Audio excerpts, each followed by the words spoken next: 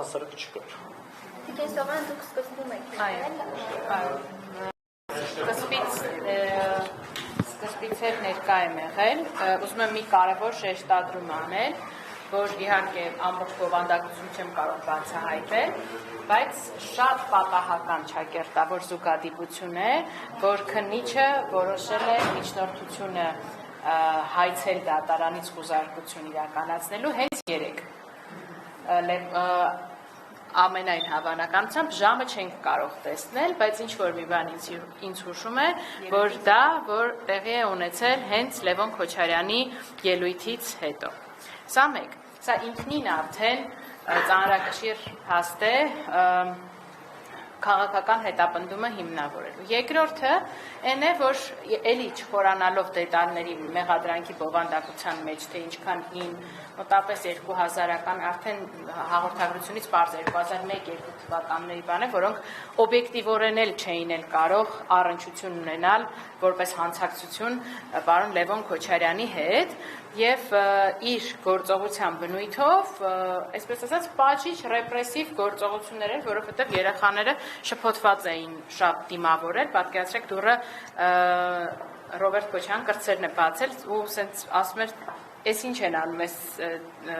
մարդիկ այստեղ», Լևոնի կինն էլ փորձում է փոքրիկին բացատրել, որ հնարավոր է Սպայդերմենն է եկել, այո, շփոթված են, հա։ Այդուհանդերձ ես նաև արձանագրեցի էլ, որ ինձ համար իրավաչափության տեսակետից, նաև այս շոուները կազմակերպելու տեսակետից բացարձակ արդարացված չի կարող համարվել ԱԱԾ ալֆա ջոկատի ներկայությունը այստեղ։ Նույնիսկ մանկահասակ երեխան եկել ինձ ասում է, բայց ես գիտեմ, որ այս տեսակ ջոկատայինները պետք է ինչ-որ ահաբեկիչների մոտ գնան, ինչ-որ զինված մարդկանց մոտ, մեր տուն ինչի են եկել։ Լավ, վարույթ իրականացնող մարմինը ասում է, որ բայց իրանք չեն մասնակցել գործողությանը, էլի իրենց ներկայությունը, այդ դիմակավորված ներկայությունը ամեն դեպքում ազդեցություն է երեխաների եւ առհասարակ մարդկանց հարևանների նկատմամբ ինքը որևէ կերպ իրավաչափությամբ չի հիմնավորվում։ Դե մնացած մեղադրանքի էությունը ինձ թվում է արդեն կներեք հասկանում, որ Լևոն Քոչարյանը անուղղակիորեն է գործեն առնչվում, որտեղ եթե Ռոբերտ Քոչարյանն է վերաբերվում գործը, ինչու են այստեղ եկել։ Հա, ինչ որ շատ տարօրինակ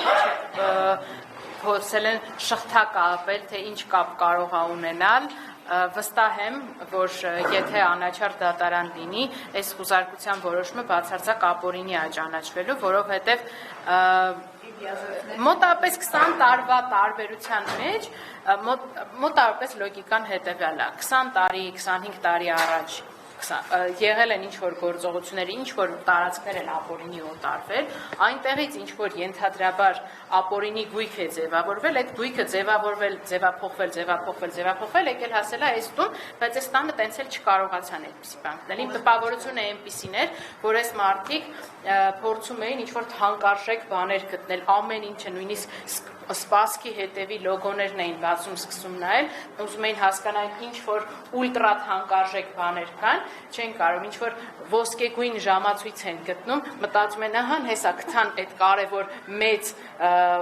կեղեքիչ ապացույցը, պարզվում է, որ դա նույնիսկ ոսկի էլ չէ, ուղղակի ոսկեգույն ժամացույց է։ Ու այդպես իմ տպավորությունը այնպիսին էր, որ ցանկանում են գերթանկարժեք բաներ գտնել, որոնք այդպես էլ չկարողացան գտնել,